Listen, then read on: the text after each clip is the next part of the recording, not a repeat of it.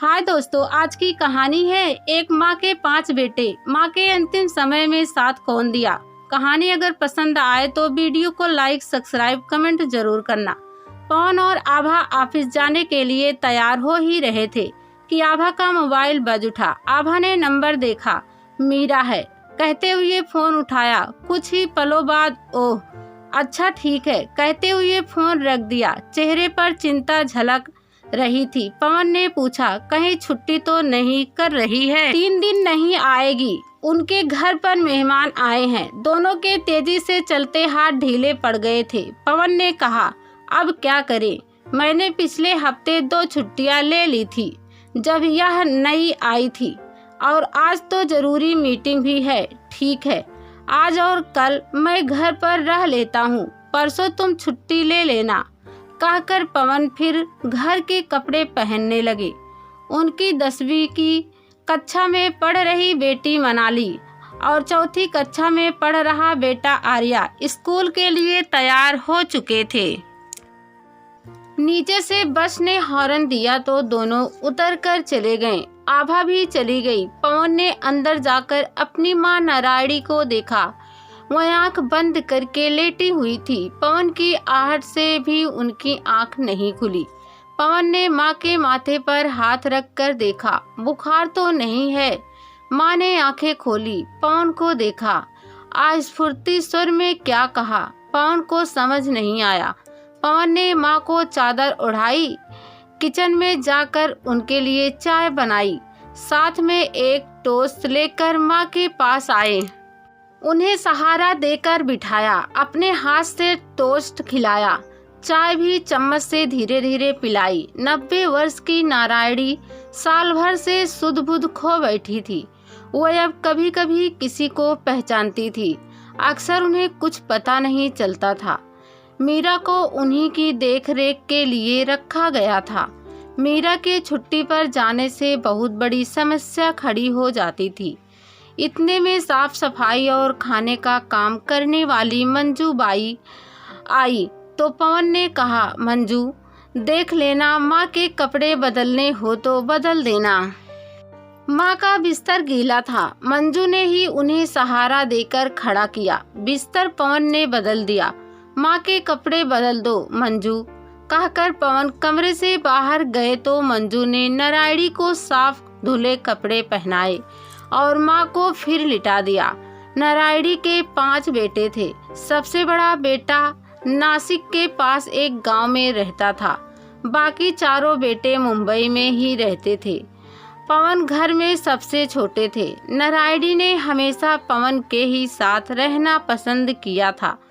पवन का 2 bedroom flat एक अच्छी सोसाइटी में दूसरे फ्लोर पर था। एक 1 बेडरूम फ्लैट इसी सोसाइटी में किराए पर दिया हुआ था। पहले पवन उसी में रहते थे, पर बच्चों की पढ़ाई और माँ की दिन पर दिन बढ़ती अस्वस्थता के चलते बाकी भाइयों के आने जाने से वह फ्लैट काफी छोटा पड़ने लगा था, तो वह इस फ्लैट में शिफ्ट हो गए थे। माँ की सेवा और देखरेख में पवन और आभा ने कभी कोई कमी नहीं छोड़ी थी। कुछ महीनों पहले जब नारायणी चलती फिरती थी, मीरा का ध्यान इधर उधर होने पर सीढ़ियों से उतरकर नीचे पहुंच जाती थी। फिर वॉचमैन ही उन्हें ऊपर तक छोड़कर जाया करता था। पवन के सामने वाले फ्लैट में रहने वाले रिटायर्ड रितु दंपत्ति ने हमेशा पवन के परिवार को नारायणी की सेवा करते ही देखा था।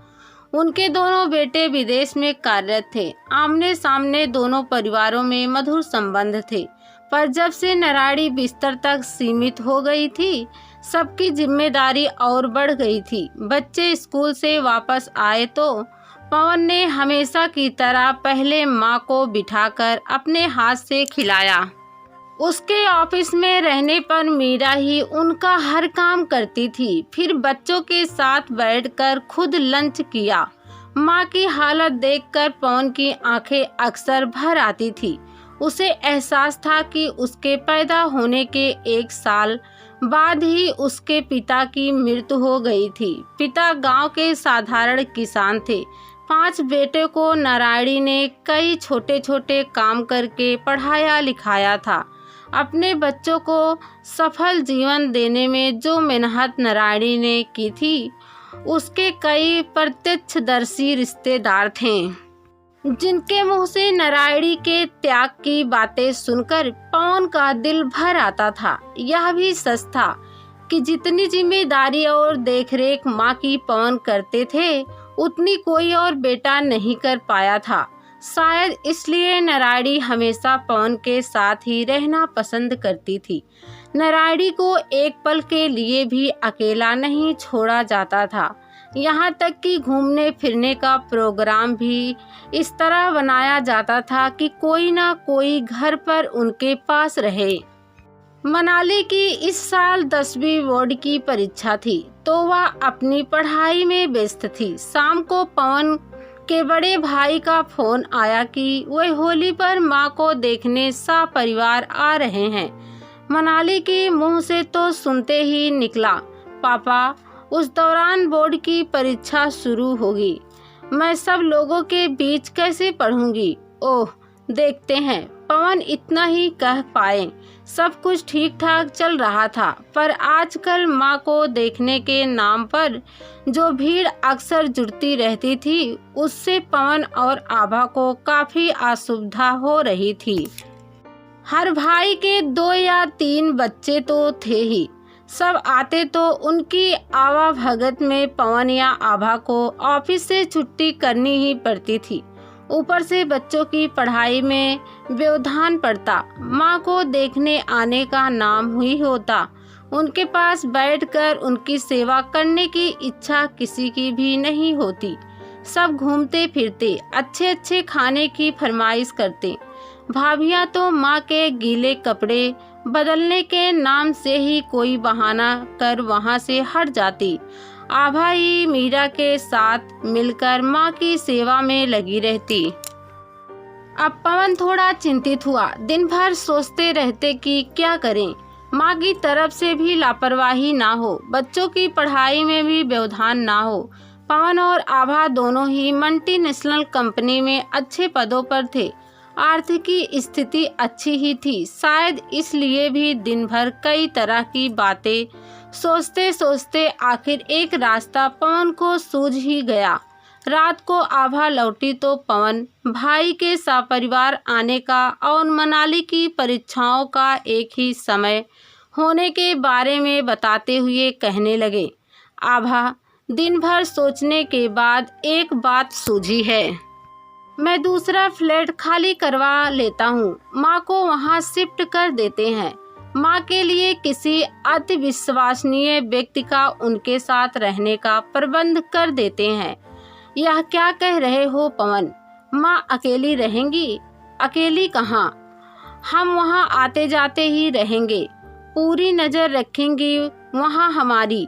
जो भी रिश्तेदार उन्हें देखने के नाम से आते हैं, वहीं रह लेंगे और यहाँ भी आने की किसी को मनाही थोड़े ही होगी। मैंने बहुत सोचा है इस बारे में, मुझे इसमें कुछ गलत नहीं लग रहा है।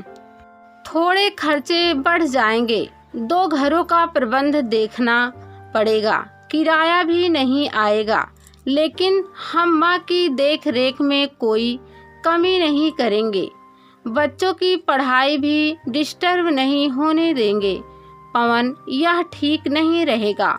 माँ को कभी दूर नहीं किया हमने। आभा की आंखें भर आई। तुम देखना, यह कदम ठीक रहेगा। किसी को परेशानी नहीं होगी और अगर किसी को भी तकलीफ हुई तो माँ को यहीं ले आएंगे फिर। ठीक है, जैसा तुम्हें ठीक लगे। अगला 1 महीना पवन और आभा काफी व्यस्त रहे। दूसरा फ्लैट बस 2 बिल्डिंग ही दूर था। किराएदार भी पवन की परेशानी समझ जल्दी से जल्दी फ्लैट खाली करने के लिए तैयार हो गए। पवन ने स्वयं उनके लिए दूसरा फ्लैट ढूंढने में सहयोग किया। पवन की रिश्तेदारी में एक लता काकी थी, जो विधवा थी, जिनकी कोई संतान भी नहीं थी। वह कभी किसी रिश्तेदार के यहाँ रहती, कभी किसी आश्रम में चली जाती।